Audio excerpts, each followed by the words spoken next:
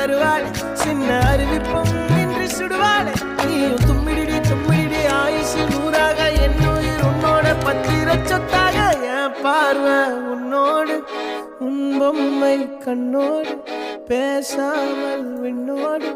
நாம் மிதந்து போவோம் காதாரா அடியா